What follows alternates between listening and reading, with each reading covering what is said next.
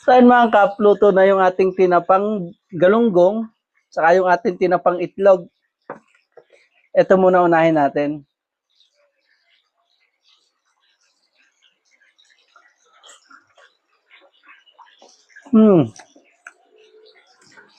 Sarap siya. Lasang-lasa yung smoky flavor.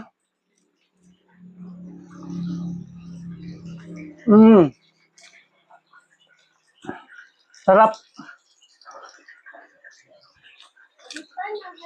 Yung ating tinapa.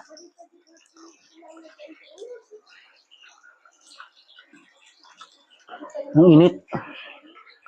Suka.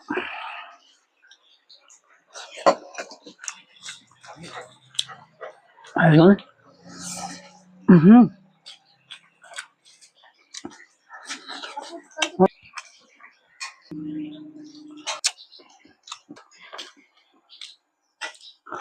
Ito natin siya ilalaga sa kanyang pinagbabaran. Lagyan natin 2 itlog.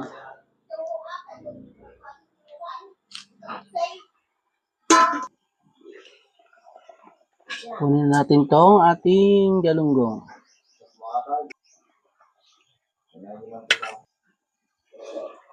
Ayan. Dito sa ating pinaglagaan ng isda, lagay tayo ng 2 talong sa itong kalabasa. Lagay na tayo, bigas, 1 cup. Yung ating tsaa.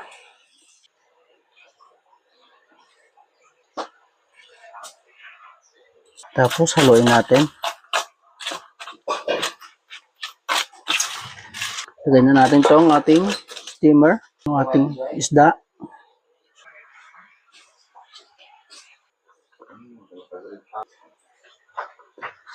Try din natin tinapang itlog. Ayan, 2. Salang natin. Unti-unti na siyang nagyayelo.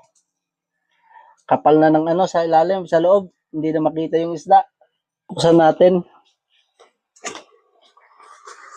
Ayun. Kitang-kita na yung kulay. Ang ganda. Pati yung itlog natin, oh. Tingnan natin yung ating tinapa. Ayun.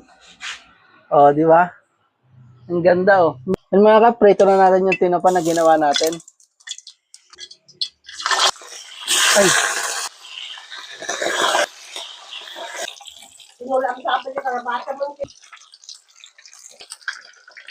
Tikman na natin to kung nananam. Painit ko lang ng kaunti itong ating itlog.